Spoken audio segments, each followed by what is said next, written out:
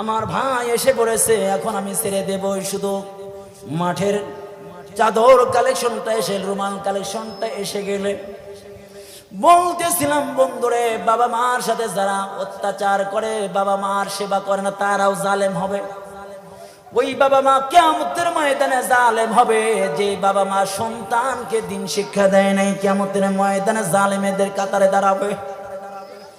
এই জন্য যেই দিনী প্রতিষ্ঠানগুলো রয়ে গেছে, ওই দিনী প্রতিষ্ঠানে সর্বপ্রথম সন্তানকে তালিম দেব, কোরআন শিখাবো, নামাজ শিখাবো, দিন শিখাবো, এরপরে অন্য জায়গায় পড়াবো। আমার ভাইয়েরা, বলতেছিলাম, এই যে মানুষগুলো এসেছে, বলেন দেখি কি জন্য আসছে? দিন শিখার জন্য আসছে। দুনিয়ার কোন জায়গায় কোন লিডার যদি দাওয়াত দেয়,